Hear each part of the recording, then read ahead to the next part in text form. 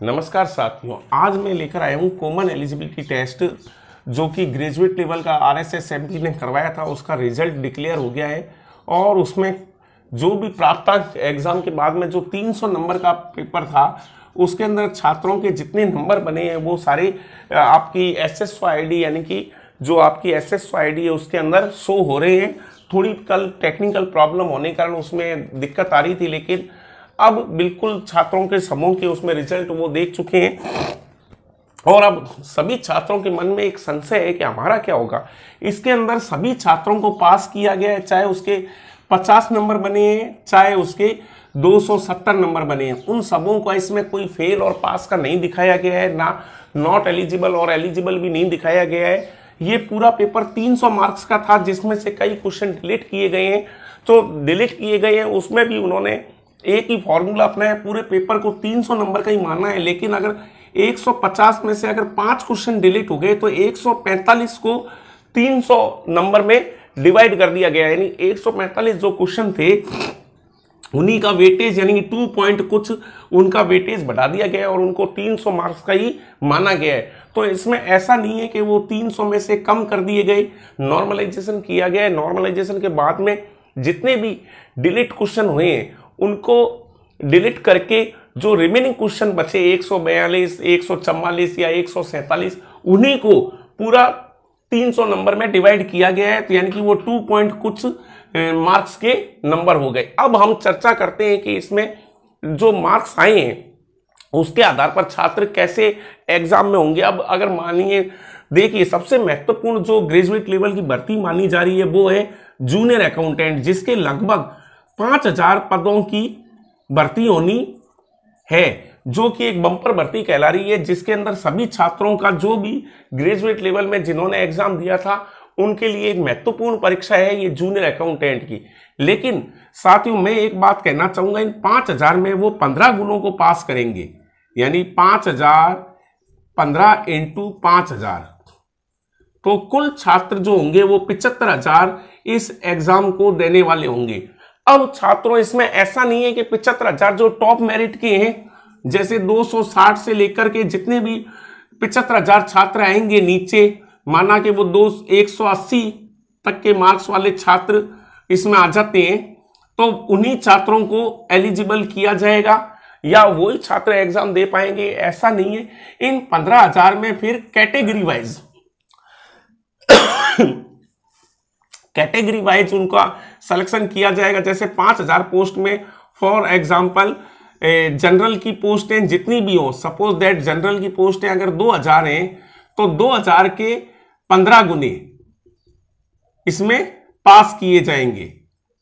ऐसे ही SC, ST, OBC और महिला, विकलांग, भूतपूर्व सैनिक, उनके आधार पर इसमें अब एलिजिबल किए जाएंगे। तो इसमें एक सबसे बड़ी प्रॉब्लम यही है कि जो टॉप के छात्र हैं जिनके 250 एबो मार्क्स हैं वो ही अब आगे के सभी junior accountant, TRA, supervisor, deputy jailer, patwari और सुपरवाइजर ग्रेड सेकेंड, इन सब में ही वो एग्जाम के लिए एलिजिबल होंगे, क्योंकि अब वो टॉप मेरिट वाले हैं। तो उन्हीं का जब फॉर्म शुरू होंगे तो उसके अंदर एक आ जाएगा कॉलम, जिसके अंदर जैसे ही आप मार्क्स डालेंगे तो जिस कैटेगरी वाइज आपने फॉर्म भरा हुआ है उसके अनुसार अगर आप 15 गुने में आ रहे हैं तो आपका फॉर्म सबमिट हो जाएगा, अन्यथा आपका सबमिट नहीं होगा। अगले साल जो CET होगी उसमें आप अपना स्कोर बढ़ाने के लिए आप अप्लाई कर सकते हैं।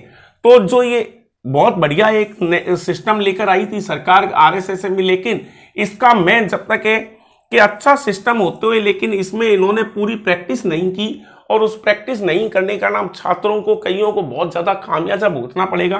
क्योंकि अब सपोज दैट कोई टॉपर है, उसकी इच्छा ही नहीं है डिप्टी जेलर बनने की, लेकिन फिर भी वो इस हिसाब से इस एग्जाम के लिए एलिजिबल होगा और वो फॉर्म भरेगा। तो जो ये 5-6 पोस्ट हैं इन सभी में जो टॉप मेरिट वाले हैं वो सभी एलिजिबल होंगे और वो ही छात्र, इन्हीं में से ही छात्र वो फॉर्म भर पाएंगे जो टॉप मेरिट वाले हैं और वो सेलेक्ट होंगे। अब वो सेलेक्ट होने के बाद में उनकी इच्छा ही नहीं है कि मेरे को डिप्टी जेलर बनना है या ये सुप्रीडेंट ग्रेड सेकंड या पटवारी बनना है, फिर भी वो फॉर्म भरेंगे और कंपटीशन में अनावश्यक रूप से कंपटीशन बढ़ाएंगे। इसके बजाय अगर RSSMB को, एक मेरी पर्सनली राय है, इसके अंदर एक RSSMB को एक छोटा सा चेंज करना चाहिए था और उसको एक मिनिमम मार्क्स जो इस कॉमन एलिजिबिलिटी टेस्ट था उसके अंदर कर देने चाहिए थे, चाहे वो 60% होते या 50% या फिर जो भी उनके द्वारा बोर्ड के द्वारा निर्धारित किए जाते, कि अगर जो 60% स्कोर कर लेगा वो ही आगे एग्जाम देने के लिए एलिजिबल होगा, अन्यथा वो एलिजिबल नहीं होगा। अब इसमें कोई ऐसा क्राइटेरिया नहीं रखा है 60% 50%। अब हो सकता है इसके अंदर ओनली जो 80% एबो वाले छात्र हैं, क्योंकि अब कुछ पोस्ट हैं जो केवल मात्र 100 से लेकर 300 तक ही पोस्टें आएंगी।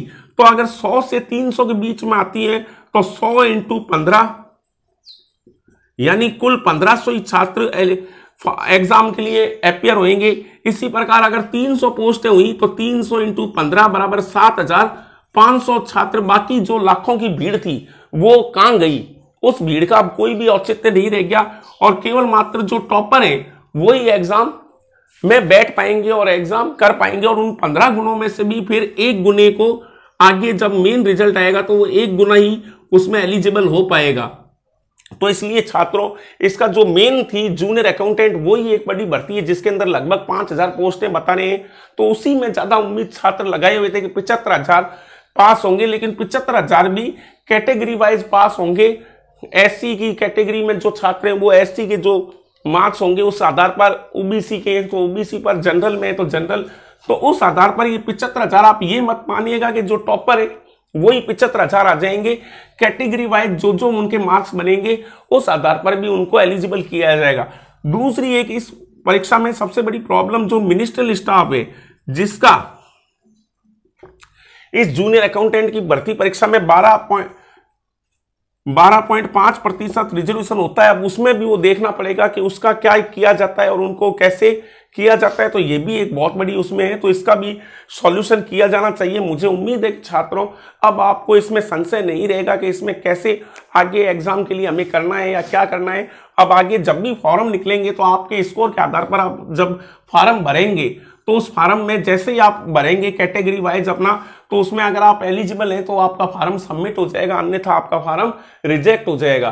तो उस आधार पर अब इन कट ऑफ के आधार पर ही वो फॉर्म भरे जाएंगे और उसमें जितने भी एलिजिबल जो जितने गुना के हिसाब से है उसमें वो एलिजिबल होकर उनकी मेन परीक्षा एक कंडक्ट की जाएगी और उसमें जो सेलेक्ट होगा वही जाकर के आगे फाइनल में नौकरी पाएगा। तो जिनका स्कोर अब कम आया है वो हताश नहीं हो और आगे अगले साल जो कॉमन एलिजिबिलिटी टेस्ट होगा उसके लिए वो तैयारी करें। और मेरी उम्मीद है, मैं कामना करता हूं कि आपका स्कोर अच्छा रहे और आप सेलेक्ट हो। धन्यवाद।